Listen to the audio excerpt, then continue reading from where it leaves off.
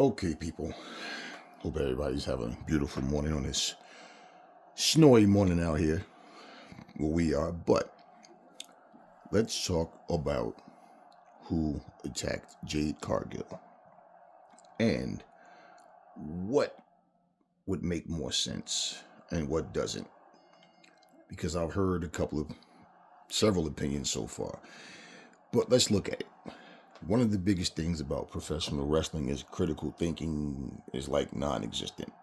And that's why I said wrestling is like a bittersweet, beautiful, lovely, gorgeous, stupid, dumb, ignorant, retarded, lovable, just it's like it's just like so many different things. This is one of the reasons why professional wrestling is in a position it's in, that it has a lot more casuals than it does actual like hardcore wrestling fans. Because now, me personally, if I have a choice, the NBA finals are on, or they have a wrestling event on, I prefer to watch wrestling.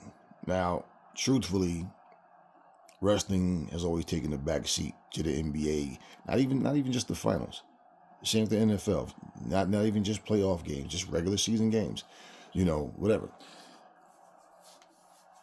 So, people make decisions, and the reason why people think it's so easy to predict things in wrestling, well, because most of the time it is. And then two, a lot of times the storylines, even when the storyline is interesting, it's never anything that's really like something over the edge that really gets your attention and make you say, like you're really overwhelmed or surprised. And here and there, they'll get you with something unexpected. All right, so let's look at this.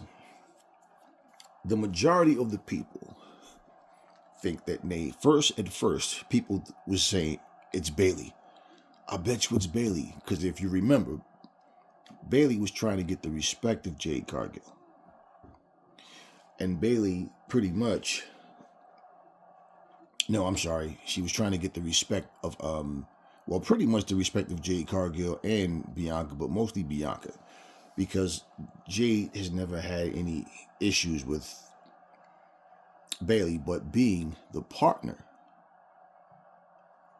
of Bianca Belair, she's going to have her partner's back. So Naomi was always the one coming to the aid of Bayley to try to, keep peace between Bayley and Bianca. As you know, there was a lot of,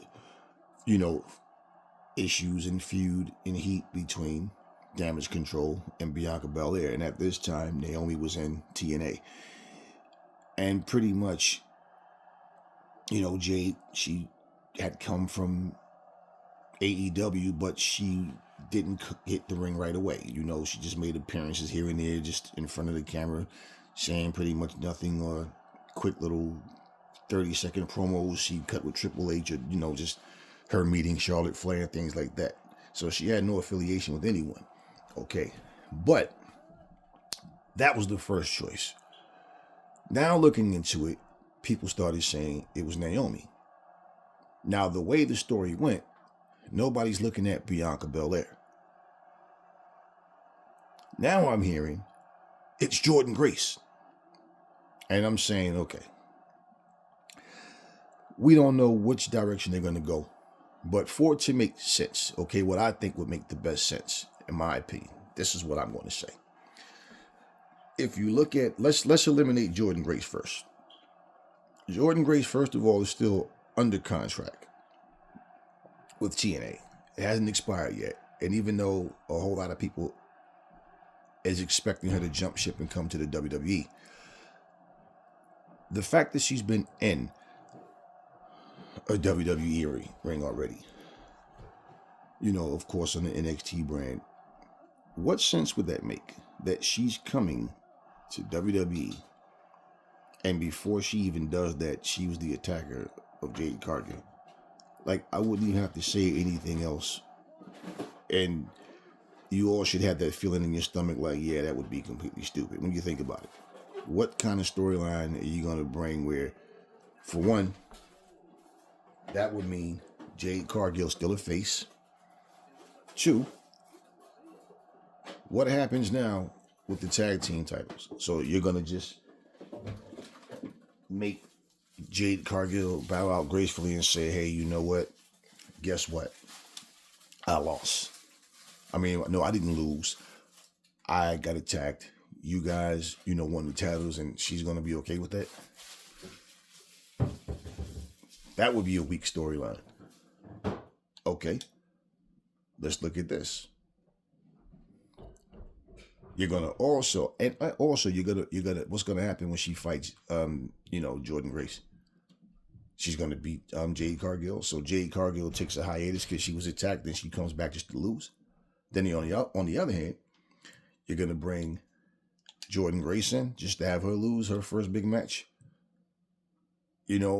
As a official member of the WWE roster, like that would be stupid. And so, what was the attack about? You weren't even in the company. You were in TNA. Like, I mean, that would just be an incredibly stupid storyline. But I'm hearing a lot of people saying that. It just makes zero sense. Okay, it would make zero sense for anybody from NXT to even have been behind that. Even if it was somebody that they're bringing in, to SmackDown or Raw, and then they'll say something like, while I was over here at NXT or whatever, you took my spot or some. I mean, that would be so lame, man. I just don't. That would be lame. Although the way people think now, you just never know what type of stuff people will accept. But that would be a very stupid storyline. So I really can't even see it being Jordan Grace. I'm eliminating her because I see no reason for her, and for her to come into a storyline where something's already going on, but she was the cause of it, and we had to wait, of course, for her contract to expire. So that would mean that TNA already knew she was leaving.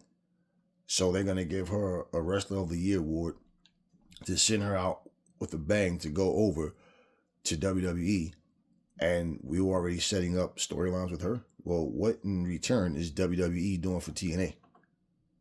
She's one of their biggest and best stars over there in TNA. So, I mean, it would have to be something in exchange, but at the same time, it still does no justice for the storyline. And because wrestling has no critical thinking when it comes to decision making with these stories, wrestling stories in every company are very just simple stuff that you don't have to be the smartest person in the world to throw these stories together.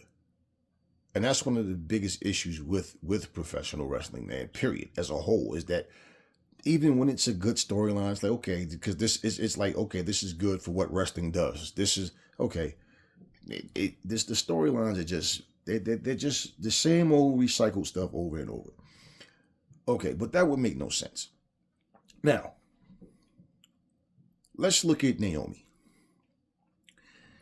If it's Naomi, what happens? Because she's tag team partners with Bianca. So how does this work? You turned on my partner. You're the one that set her up. And what? She's going to remain friends with her? What are they going to say? Well, I'm cool with Bayley, but I didn't turn on you because you and Bayley had beef or what? Like what will the storyline be? Then what? She's going to turn on both of them, Bianca and Jade. So she's going to feud with two people at the same time, or what's going to happen? They're going to throw somebody in the mix just to even it out. Like what's going to actually happen that it's Naomi? Okay, this to me is the official breakup of Jade Cargill and Bianca Belair. And the way they're going about it, all right? Even the fact that Jade Cargill is really injured and they took this time to make a story, to create a storyline. Maybe it happened sooner than they wanted it to happen, but let's look at it for what it is. Naomi, and look, it could very well be Naomi. I'm completely ruling out Jordan Grace. I mean, if WWE is sink to that low, if that's their level of critical thinking, that doesn't say much. I'm completely ruling that out. This is just people, content creators, and people on the channels of content creators giving their opinions as far as I'm concerned. I can't even see that, why anybody would even think that. Okay, another thing is, if it's Naomi, they're either going to turn her heel and have her triumphant, because it's obvious she wouldn't do this just to be a tag team partner unless Bianca Belair turns on Jade too. So usually when someone is a tag champion and they turn heel, it's because they don't really care for the tag champions anymore. They're moving on to become a singles champion. But what does that do for her doing this to Jade Cargill? We're just going to make her turn heel by attacking Jade and betraying her. Okay, but what does Bianca do in this situation? So you're going to have her feud with the tag champion? So what are you going to do? They're going to strip Bianca of the belts. Now the belts are up for grabs. Bianca has to find a new partner, or Bianca focuses on her single career again, and now they crown new tag team champions. I mean, this would be such a weak buildup.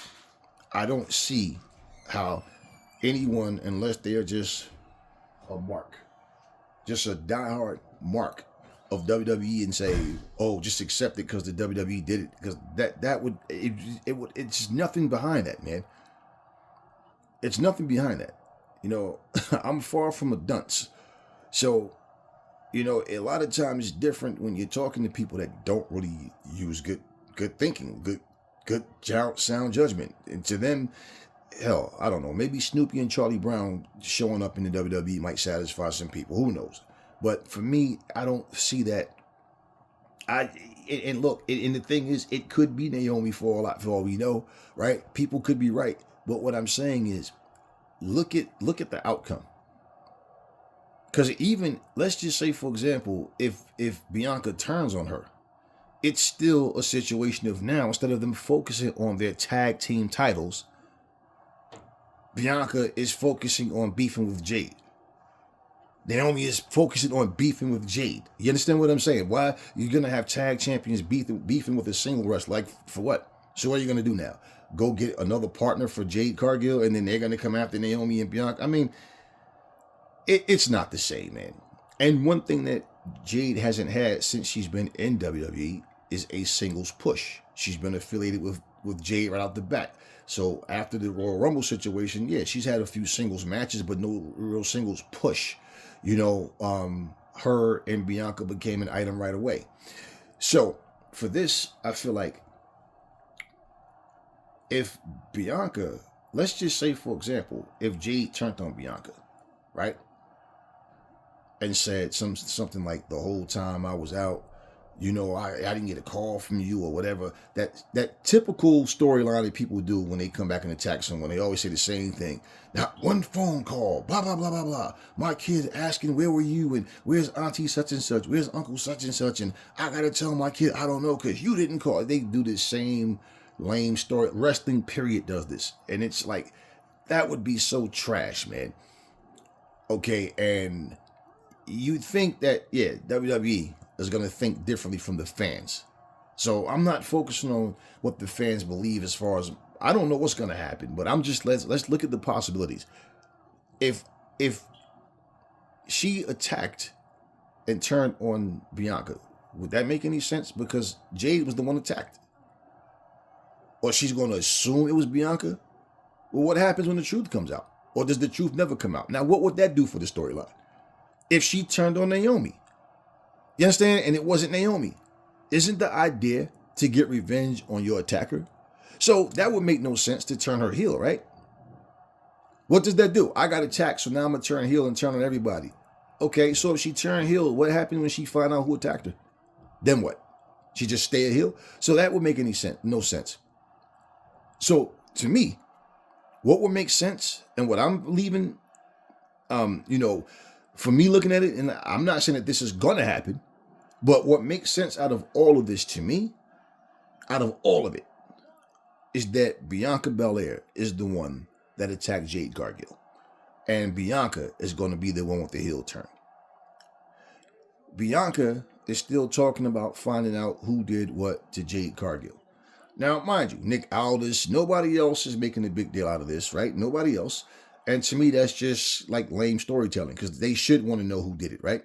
But Bianca is on this. Now, nobody backstage. Here's the funny thing. There's always backstage people walking around. And this is the thing about storylines, what I mean about critical thinking. It's always backstage a bunch of people walking around. Somehow when this happens, it's just the perfect opportune time that they just found the right opportunity to just take out Jade Cargill, right? Okay, so that's what the storyline is. Jade coming back should want to know who attacked her, right?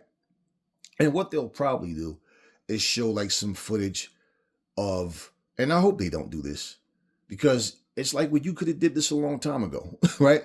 Show footage of the person, or maybe somebody with the cell phone. They come clean and record what happened, and they see what happened, or maybe Jade already knows and she had them play the footage, and Bianca doesn't realize. Maybe Bianca wasn't there when it happened, but it's like someone overheard Bianca telling someone to set Jade up or something to that effect. If you break down all these possibilities, because this is like the type of stupid shit that wrestling does, it just makes zero sense. Maybe in conversation, somewhere in that conversation, they're having a promo in the ring or something, and hopefully in the ring and not behind, off backstage, but they're having a promo, and maybe Bianca says something where she slips up. And she starts looking guilty, and the crowd is oohing and eyeing, because it's like, how would you know that? One of those type of things. And then Jay is skeptical, and Bianca is trying her hardest to pretend, but it just comes out. And when she makes her heel turn, now, if they lost the titles or something, well, because think about it, she's already teaming up with Naomi. Now, let's just say, for example, if Bianca turns on Jade, right?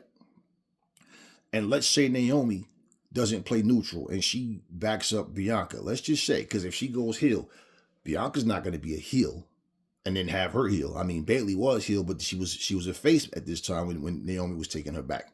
You understand what I mean? So, and trying to keep peace between her and Bianca. If this was to happen, let's just look at it. It would look really stupid for Naomi to be a heel and a face, and Bianca is a heel. That's not going to work. Now, Bianca is the ops to Jade Cargill. So it's either you with me or you're against me, right? So when you look at that, think about it. They both could end up turning. You understand what I'm saying? And if Naomi was to try to keep the peace, more than likely Bianca would turn on her as well. Because now we're talking about a full-blown heel, not a misunderstanding. And I feel like this is the opportunity, being that Jade has gotten, she has a legitimate injury. So, okay, since we're going to build this storyline, we have to give it the best possible outcome. So I don't know if this is going to happen, but I feel like Bianca is the one who had attacked if she didn't physically do it herself, right? She had her set up to be attacked or whatever it may be, and it's all somehow going to come full circle. Unless they just throw some sloppy shit together just to come to a conclusion that she did it, but no real explanation as to how and why. But what would Bianca's reason be? And see, my whole thing with the whole split up, I just felt like, to me, I feel like the storyline would be better if the WWE doesn't feed into the whole Jade got turned on by Bianca, or Jade turned on Bianca. That it's just more of a thing where they do their tag team thing. They're friends, they stay friends. And let's say they're going for solo pushes, or they get, all you got to do is get attacked by a wrestler. Now, you're no longer tag team champions. You guys are still cool, but anything could happen. It could come down to a Royal Rumble situation for the females, and they're the last two left, the high or whatever may happen, and they kind of, go at it, and, whichever one wins, guess what? Kind of Ultimate Warrior, Hulk Hogan type situation, and then, hey, they end up having their feud or their match. Their Bianca and Jade doesn't have to be a feud. See, all Jade need to do is beat Bianca.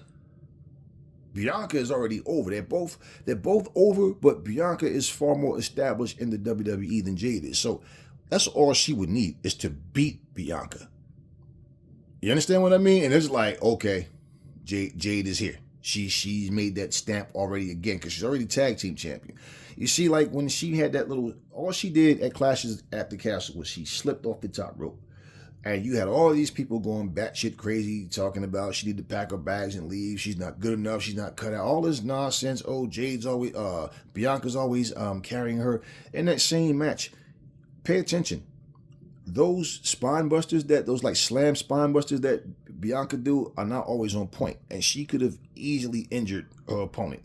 You understand what I mean? And when you look at that, yeah, I'm pretty sure she's like, oh, sorry, oh, my bad, because at some point, so you can't sit here and look at one botch move and then overlook the other two because they were less noticeable. You understand what I mean? Than the one Jade did. But at the end of the day, all it is in that sense is just people just making up something, and then people start trying to create a story because so many people was talking about they should write Jade off TV and say that have Bianca turn on her and write her off TV, and then she come back for revenge and all this, and the crowd's going to be that much more into. You're saying all this lame stuff that's happened a million times between people already. This is the whole thing of what I'm saying. You have to do something in a way for this story to really. For all this time that she's been gone and all this speculation, this story, it cannot end. For it to really pop and mean something, and for Jade to become that household, that next big star, she needs to beat Bianca, and she needs to come back where when she does come back,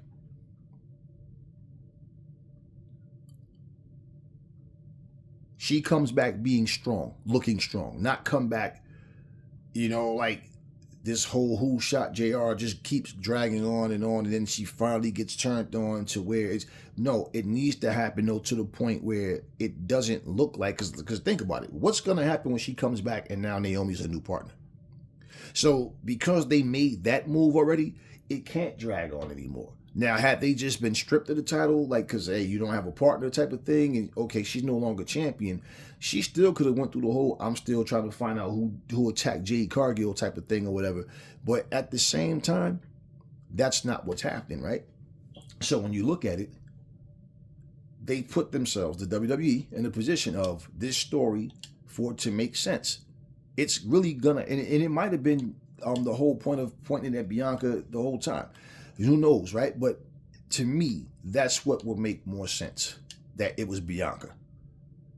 Overall, that it was Bianca. And pretty much Bianca now is in a position of having to explain why she did it.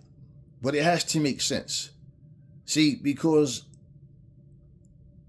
Jade hasn't been in the WWE that long.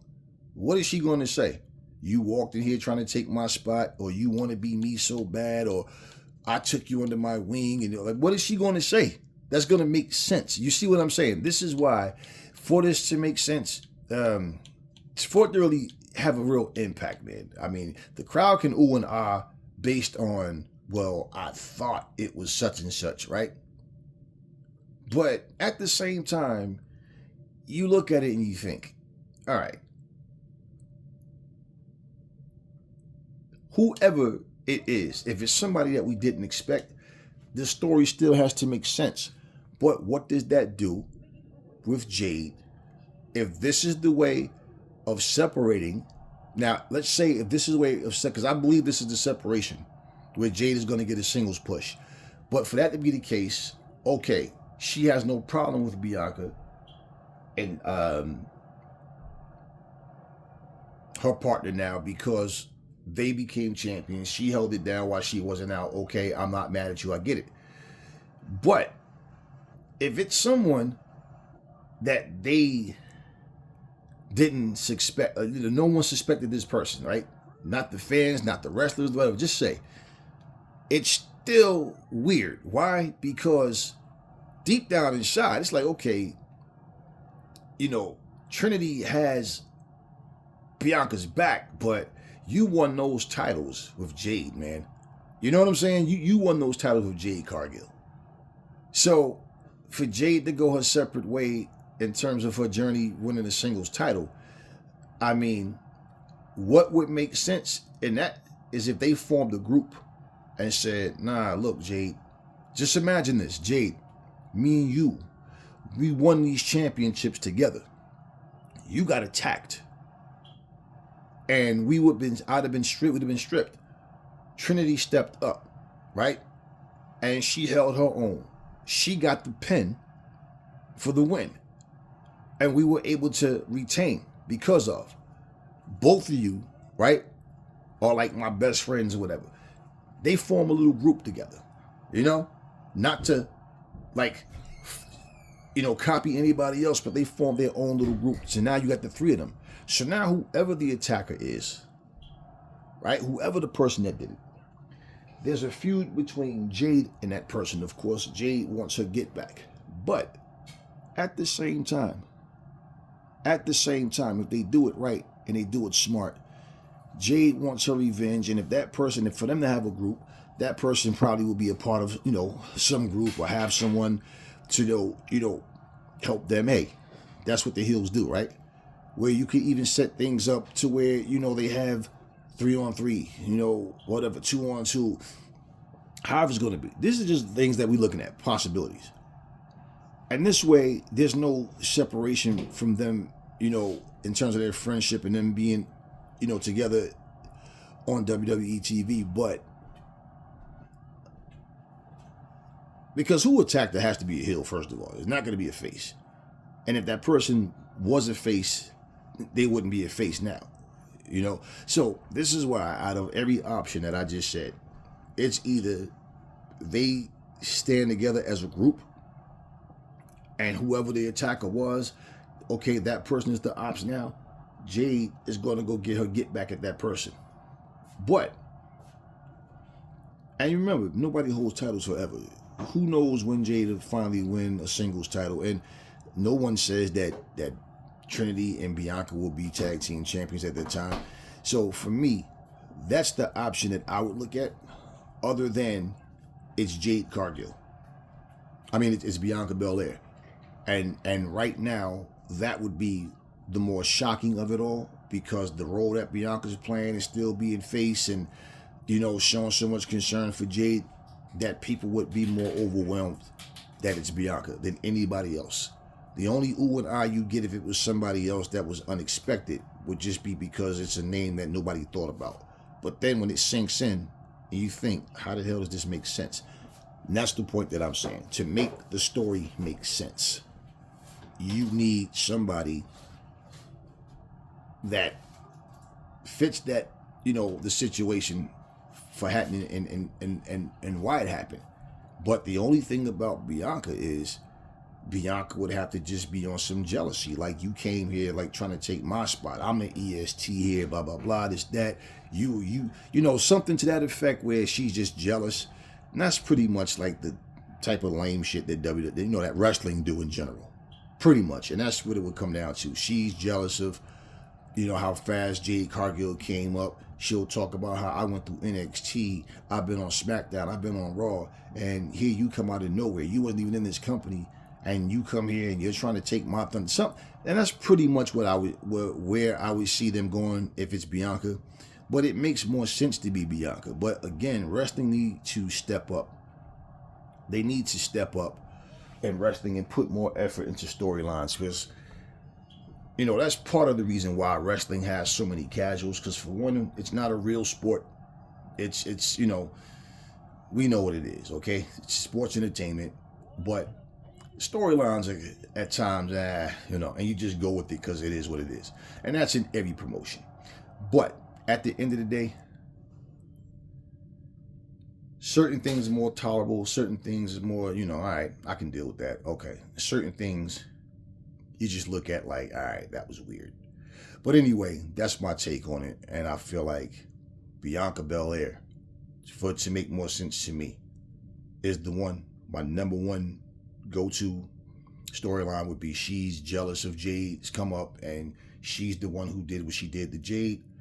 And, she probably tries to get, Trinity to roll with her, but Trinity doesn't want to be any part of that, because Trinity as a heel, I I see Trinity getting booed and people not really being behind her, and I don't really see Trinity having a big win streak as a heel. I don't get that feeling with Trinity. I feel like the fans love her energy, her smile, her personality. Like, there's no need to go and screw her up, man. I don't see her getting that same love as a heel. I just don't.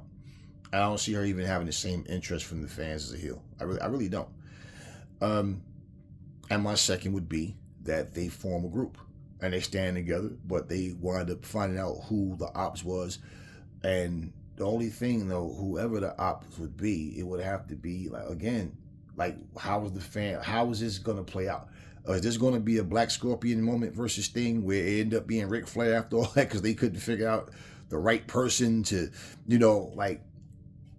to be the Black Scorpion? I'm going to go with it was Bianca Belair, and she's jealous of Jade Cargill. And we'll see how it plays out. That's all I got for y'all now. Catch you guys on the next one.